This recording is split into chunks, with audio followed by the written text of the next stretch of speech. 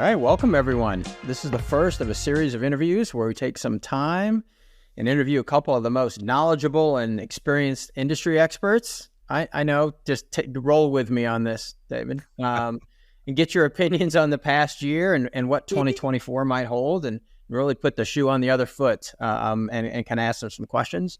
My name's Sean Luchins. I'm the GM of Total Rewards at Visier. And I'm new to this, if you can't tell, but I'm really excited to talk to some of these industry experts. And to kick this off, we have one of the best. We're lucky enough to have David Turetsky from HR Data Labs podcast. Welcome. Do you like that intro? It's actually really good. You did a great job, Sean. Thank you. Thanks. I appreciate it. So can you give us a little history of your background? Kind of run through your background, because I think it's one of the most interesting backgrounds. And I say that being serious, because it covers kind of, as people will see, a wide range. Thank you. So I went to college to be an architect, and then 7 weeks into the program failed. And so I carried 6 credits of F throughout my entire college career. And what happened was I stumbled into economics. And my first economics course, the teacher came up to me afterwards and he said, "Oh, so you're an economics major?" And I said, "No, I have no major." And he said, "Well, you're an economics major." And because I just loved trying to understand how people act and react to stimuli, whether it's economic stimuli from getting a paycheck or whether it was just listening to the environment around them. And so I used that background, and my first job was at Towers, Perrin, Foster and Crosby, the old TPF&C.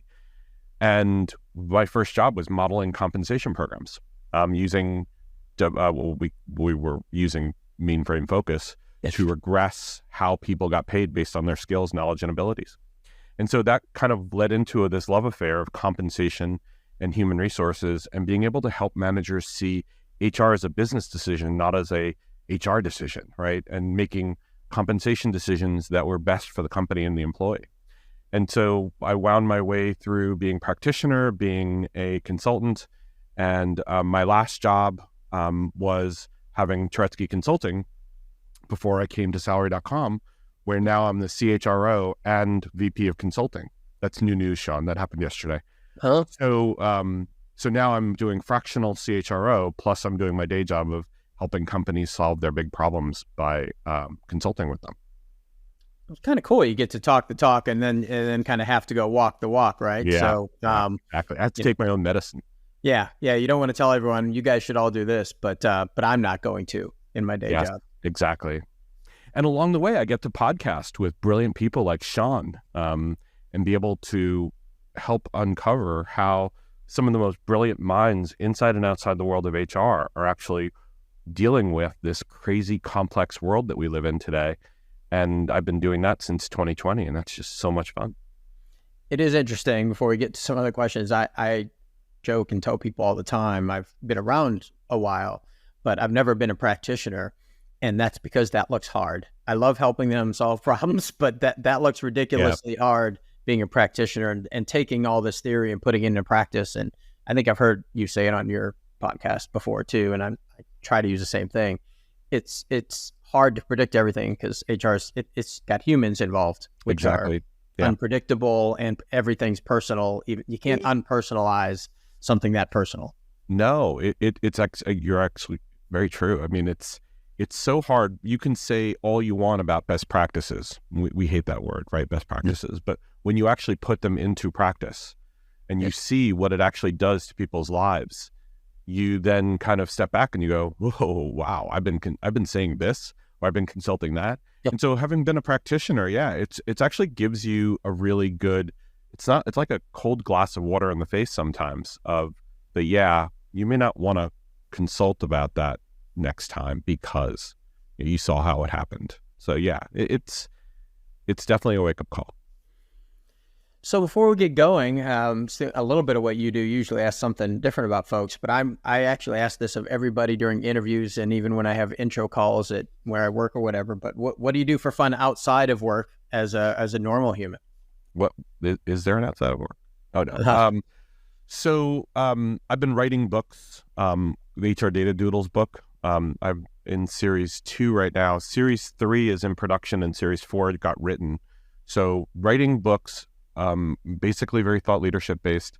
about all the things we talk about and all these issues, these complex issues, and just making them fun and making people laugh, reading a page, flipping to the next page and going, which character is going to make me laugh this time?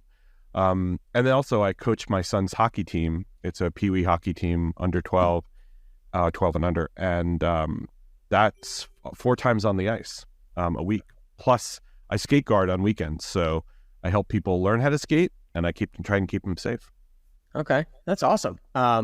It's funny. I like to do a lot of stuff. I might possibly be the world's worst ice skater. I'm That's awful. not true. my brain, like, I told people I had to stop figure skating when we moved, ice skating, Yep. when we moved to Vermont, when the kids got good enough to get off the crate, because that meant I had to get off the crate. Yeah.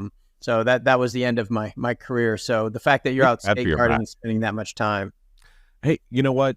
The people say all the time that they don't know how to skate, and then someone kind of triggers something in their brain. They tell them something like bend your knees, learn how to balance, don't do this.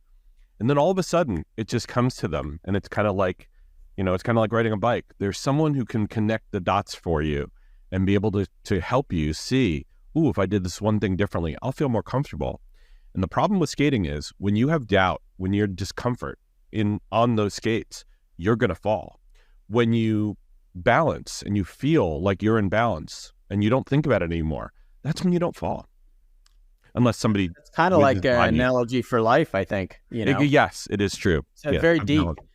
So how'd you get into the podcasting piece with all the career that was there and everything else? How'd you get started into that space? That's a great question. So when I was in Turetsky Consulting and we were blogging, we were doing a lot of LinkedIn, publishing, we found that nobody was listening. Nobody was watching. Nobody cared. And so what we tried to do is we tried to meet people where they wanted to be, which is some like the medium of reading, some like the medium of listening. And podcasting was growing tremendously during the pandemic. And so we, said, let's try this. And one of the fascinating things about podcasting is that if you're successful, that means you've gotten past like 10 episodes or 20 episodes. Well, no one told us that.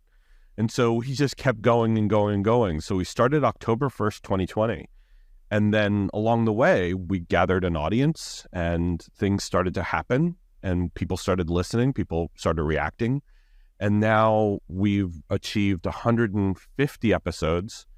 And there's a website called, I think, Listen Notes. And if you look at Listen Notes, it tells you what your rank is amongst 3 million podcasts. And we're in the top 10th percentile. I mean, we're not talking Joe Rogan numbers here. We were like shocked. Holy crap, we're 10th percentile? That's pretty amazing. And one of the things is longevity. Being able to be podcasting for 3 years is kind of amazing. Yep. But along the way, we've had lots of really wonderful conversations. And what keeps us going is the listeners, as well as people now saying, hey, I want to be on your podcast, which is kind of cool. That makes it easier. As we spin that around, kind of if you aggregate all of the, your thoughts, obviously, and then those of the guests that you've had over the past year, kind of thinking over the past year, what's the most important thing? And I'm going to take AI off the table a little bit because I had to say AI because it wouldn't be anything in 2023 without the words AI. Yeah, right. But what's the most important thing that you've seen in the space the past year? Change or tech or, really open-ended? I got to be honest with you. The thing that kind of shocked me the most is our use of language in interactions. I know that might come out of left field, but being more inclusive in our language and being more thoughtful in how we talk. A lot of times we use phrases and words that we don't think about, that they're just part of our vernacular. And one of the guests I had on, I'm going to show you her book, Jackie Ferguson, kind of reminded me in her book, The Inclusive Language Handbook, that the things that we say hurt people and the things are, meaningless, in our minds, but they're meaningful to other people. And I think that was the thing that kind of woke me up during our latest season. And it was really useful. It was really important to hear because I'm a lifelong learner. I love learning that I've been making mistakes this whole time. So that, to me, that was the biggest one. The second one is learning from people who've been on journeys for a very, very long time around who they are and how they present themselves to the world. And so being your authentic self.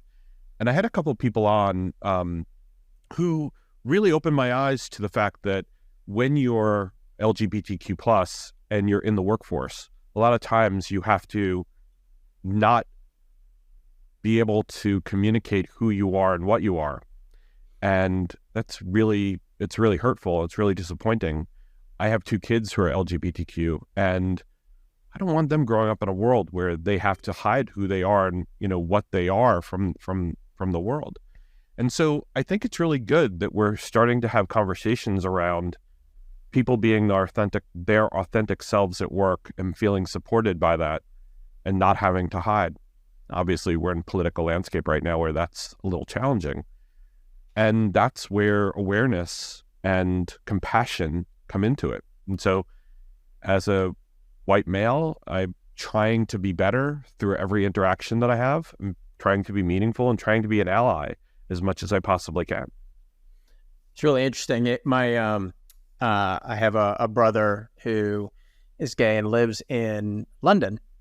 The reason he lives in London is at the time he met his partner, was in the U.S. working for a large accounting firm, who actually was pretty helpful, but he had to be careful who he was, right, particularly in the U.S. And then, of course, they moved to the U.K. because they couldn't get married here at the time.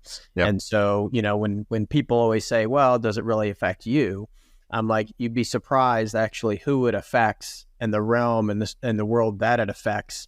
You'd be surprised how many people it affects. And, for me, it was like, okay, now my brother has to move to London. I'm a lifelong Arsenal fan, so actually, it worked out okay for me. But then they set up roots and they live there, and yep. And he, I think at some level he stays there because they were the country that accepted him, yep, and the community that accepted him over this particular place. But it was interesting for me to watch him have to navigate that, because he, had to be professional at the accounting firm, and that was not okay. I won't say how old I am, but he's not that much younger than me.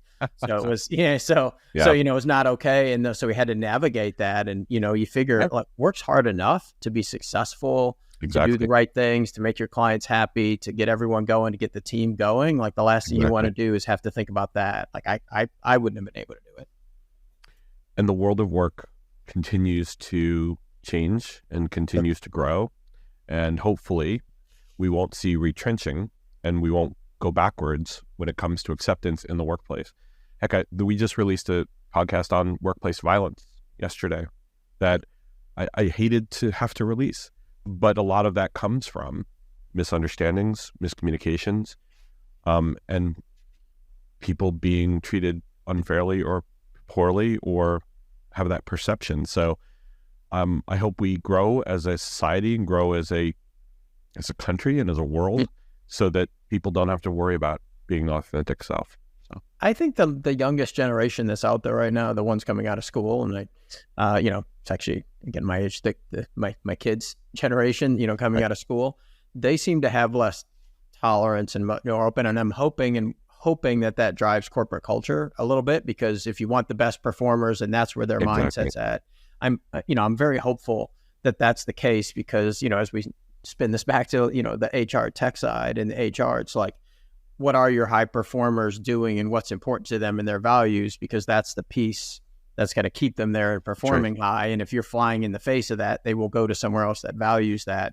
And how do you measure that? That's different, right? Because that's not like how many widgets can I make in an hour thing. The culture is hard. And a lot of companies talk about culture, but then don't deliver on it. So absolutely, it's going to be hard for them to navigate too. That's a really interesting one, because I think that softer stuff, as we mentioned, joked a little bit early about human resources, it involves humans by default, and it does make it trickier. It's not 100% statistical. Yep. So with that in mind, if you looked at that in the last year, what do you see, over the next, kind of putting in the crystal ball, looking ahead for the next 12, 24 months. What do you think is coming, or is it more of the same? I think there's going to be a tremendous push to try and rationalize the work at home, hybrid work thing. Return to work has been handled very poorly by some organizations and been handled very well by others. In many instances, remote work has kind of become the default from an employee perspective, or at least an expectation for many. And so I think there's going to start to be more regulation, more thought process around it.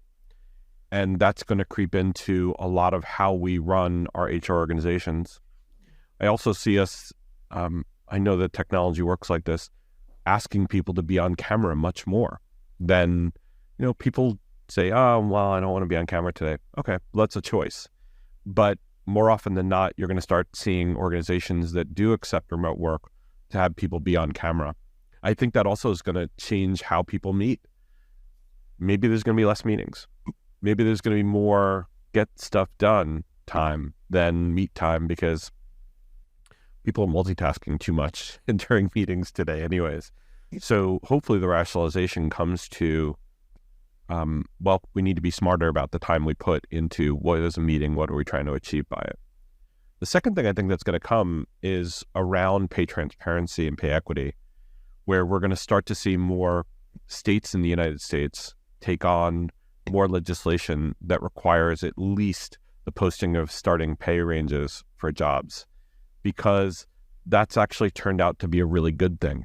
And companies are now realizing it's a good thing, and they're being more proactive about it instead of waiting for legislation to push them to do it.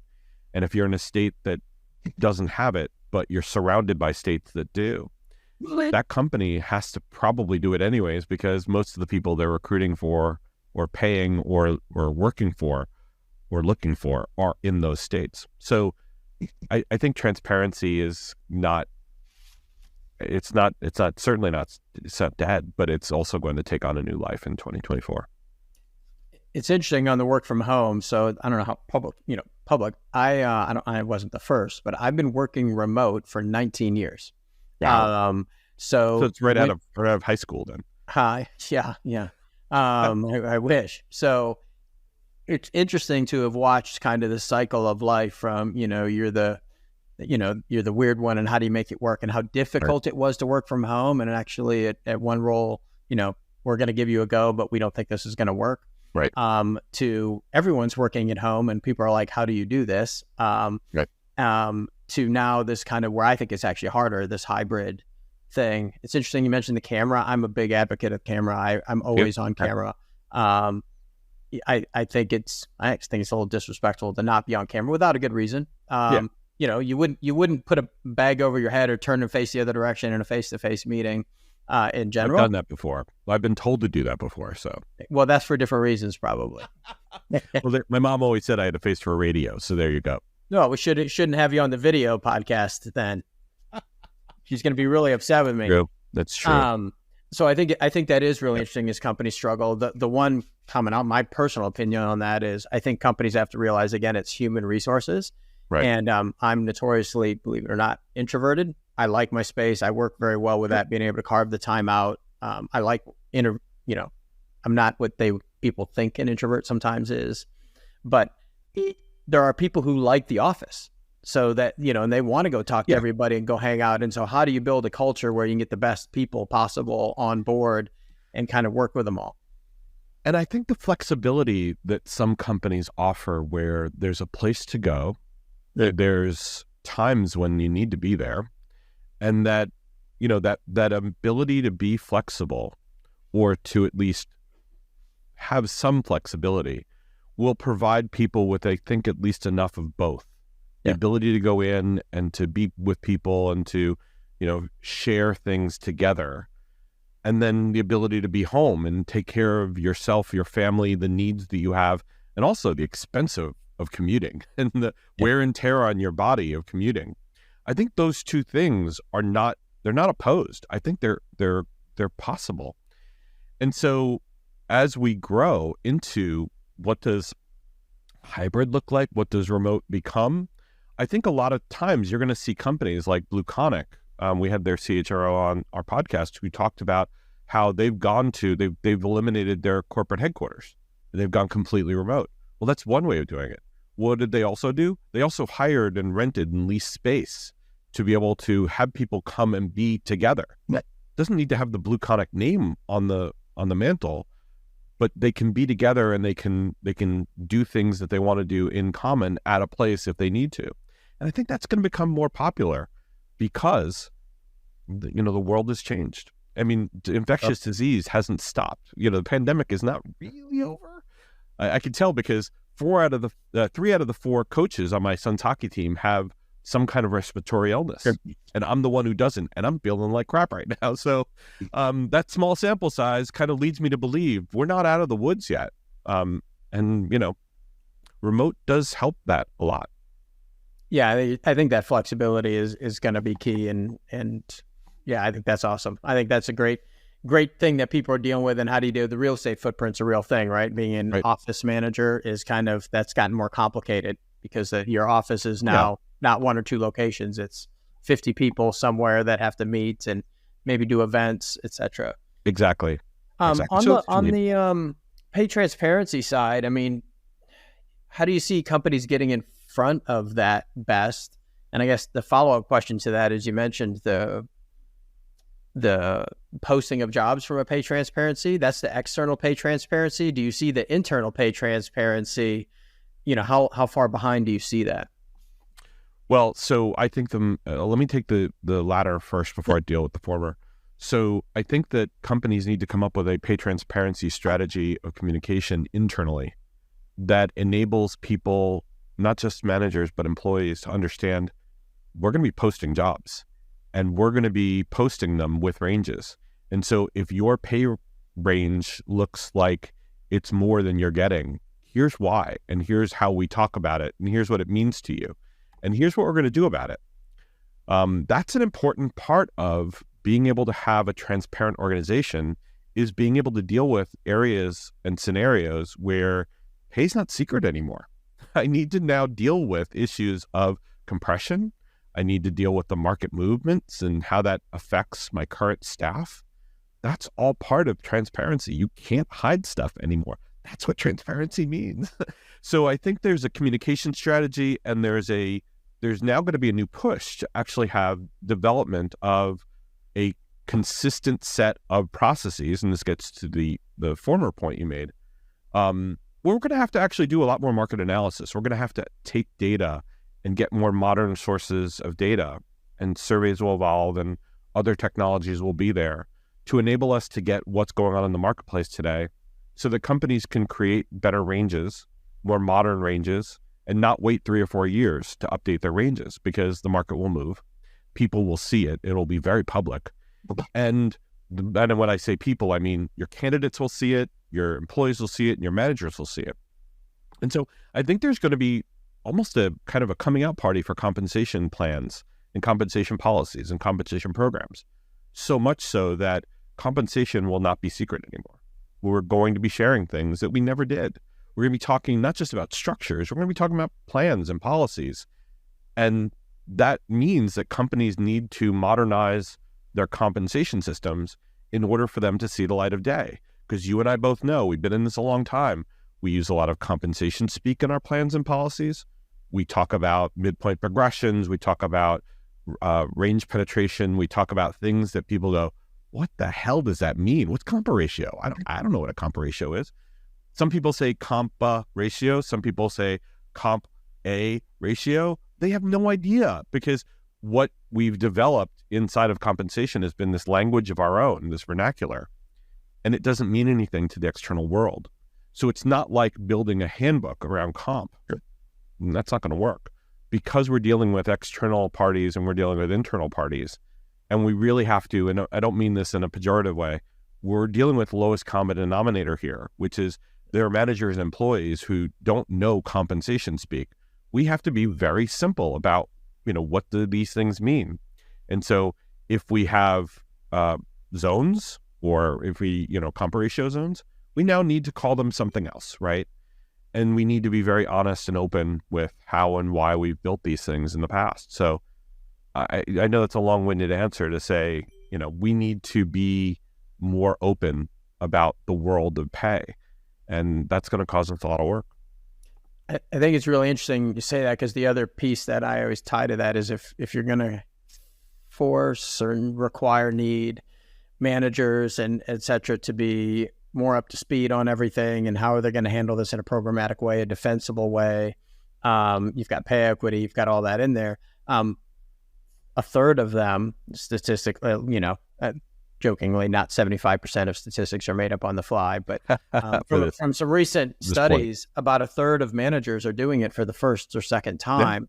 Yep. And by the way, even if they've done it several times, they're doing it once, twice at best a year. Exactly. And so the expectation that compensation people assume I can send them a PowerPoint with a lot of jargon and methodology and stuff, and they're going to retain that. One, first, are they going to care? Two, are they going to retain it? No. So I think the tech space, from the standpoint of how can we help them, and actually it's a great point, David, in normal English speak, translating from comp to normal human, how can we help them, provide them tools? And then I think the secondary effect, and I'd be curious on your opinion, will be not secondary systems, but like pay for performance, the performance systems, because if you've got a transparent system, you have to somehow show and document and prove that, David's making more in the range because he's a better performer, and Sean's making lower in the range because we're still not sure why we hired him. Yeah. That has to be documented in a performance way. Otherwise, you're leaving latitude for people to say, well, I'm not paid the same, and why. Right. I think there's some philosophical, really cool upsides like that can come out of this from manager discussions, because obviously if you're getting paid less, it opens the door to some cool discussions. Half of the managers will say good, half of them will be like, oh crap, I don't want to have a discussion. But I think there's another downfall, or maybe it's a downside, maybe it's an upside, which is that our data, which has typically been crap in HR, has got to get cleaner. We've got to know more about the people that we're paying. We've got to know more about their background. We have to really understand their experience levels, because if we are, to your point, generating a gap in pay, we need to justify that, how and why. And it's not just things that are documented, it's observable. What are the skills this person has? Why are we giving them the extra? And this other person doesn't have this skill. Okay, so that's what the gap came from. So we've been trying to get to skill-based pay for years to try and generate, if I take a person and they're a set of these skills, does that equate to what we're paying them? Well, we may not be able to get to that, but at least, when we have skill acquisition and then be able to give that person an increase based on the skill acquisition, document it very clearly and put it in the database, then we may be in a more defensible position about pay and how we pay and how we differentiate. But right now, the data, I think, is our biggest downfall when it comes to all that. Yeah, and I think the reality of being able to aggregate and put that data into some type of analytical format, right, from multiple systems is going to be hard, because you start thinking about, I've kind of said it all the time, HR has the most disparate systems typically, and you have to really do it right, I think, pull in business items, right? So you can figure out, how much impact this person has to the business versus the other, et cetera. It's a lot to do, like you said. So I think, and then turn it into human language. Exactly. Those are great points. So with that in mind, with all that stuff going on, the question I thought would be kind of interesting is if you could solve one HR issue, with a magic wand or what have, and, what would that be? If I had to solve one HR issue, it would be the pay gap. It's just not fair. It's not necessary. There's no valid reason why we should pay people differently based on who and what they are. It's just horse shit. Pardon my French. Now you have an E for me saying that, or you can bleep me out. But seriously, it frustrates me. It gets me very upset that we pay people differently. We think we get bargains because we pay people less for who they are, and people celebrate that, and it's awful. The pay gap should not exist. There should not be a reason why people doing the exact same job are paid differently because of who they are. And so if I were able to wave my magic wand, it would be to get rid of that now. That's awesome. I'm with you. I'm always baffled by it. And I hold out this little bit of silver lining of hope that as the world becomes more inclusive and more people get over that basically one person's bias becomes another person's victory, because someone will be like, here's what we pay for this work. I don't know what they were doing. I value you at this amount. And then it kind of starts to self-normalize, and that companies, whether they want to be good payers or not, kind of get forced into being good payers. I do believe, back to your point of systems and other stuff and how you push that down and how you do English, I do think well over 90%, I hope it's 99% of companies want to be good payers in general. Like, I know we can debate a little bit. I think, how do they get there and how do you do that? And I think the one fundamental problem is, for companies, there's only one way to fix it. Everyone's talked about, how do you fix it? Well, you pay the people that are underpaid more. You don't take someone and move them back. We know that's human nature, right? They'll what have you. So it's a money issue that's fundamentally out there. That's a truth. And so I hope I'm with you. I'm baffled by it when we talk about it. Why is this an issue? And I'm still sometimes wake up and look at pay equity and talk about pay equity and be like, I fundamentally struggle that we have this problem, but it's a thing to worry about. A long time ago, as a compensation practitioner, I once talked to my head of HR and CFO to talk about gaps. And we talked about making a market adjustment budget that was rich enough to be able to solve some of that. And what I got back was, it's a zero-sum game. If we put money into market adjustments, we have to take it out of somewhere else. And I said, we're very profitable. I don't understand why that's necessarily the truth. Well, if we weren't profitable, this would just make our numbers even worse. And blah, blah. And I said, you just made an excuse why you want richer bonuses so that people couldn't get paid more fairly. And I don't like that. Now, as a leader, I'm going to do whatever I can to make sure that doesn't happen. And it's, maybe it's one of those things where you learn a lesson and now you're in a place where you can do something about it. And hopefully I can. I think the tools are better and the process has generally been, David, you're now the CHRO. You need to roll out a 4% increase. That's what we've decided, right? Can we start the other way and have the tools and infrastructure and start the process that says, for me to get everyone to midpoint or to get everyone here and cover pay equity, here's the money and here's the layers. In the past, I do firmly believe there was such a large lift for human resources to go back, comp people, to go back and model out 7, 8, 9 different models of, if I do an even spread of pay, if I create by differentiation and do that was a lot of work, right? And by the way, they have other stuff to do. Sure. Will tools allow them to go back and present that? I might be crushed later when people come back with those analytics and say, well, I presented them the way you thought we should present them and people will do things and they didn't do it anyway. But I do think that's part of it. An entire podcast can be we talked through that on an entire podcast of how do you model pay, where you look at the market and you see where people are and you try and get them there, basically on an equal footing. When a job is getting paid this, people who are all over the board, how do you get people to that number? And so I think you're right. I think technology could help that today.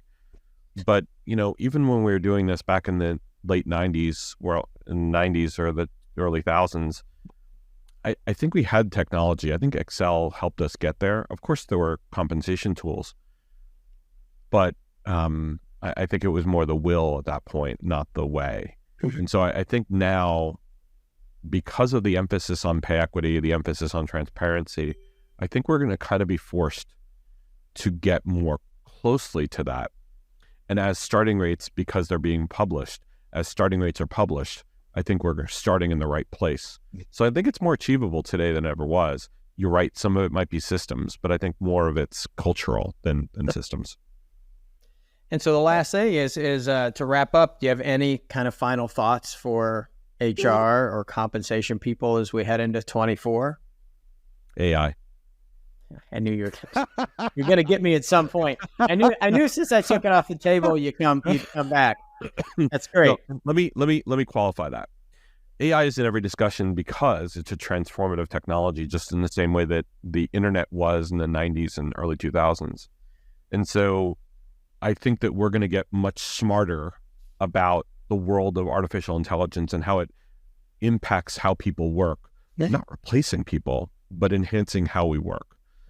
I think you're replacing people is just, I think that's just banter and bull crap. I think that's, one of those things where they're trying to scare you. And so, let's not use a car because it's going to replace the horse. What are we going to do with all those horses?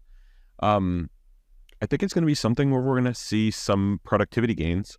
We're going to see some failures, but we're going to see some productivity gains from it. And I think it's going to reach into the HR world in a very good way and enable us to get to more strategic stuff, just in the same way we thought analytics was when people analytics first came out. But I think there's more to see there.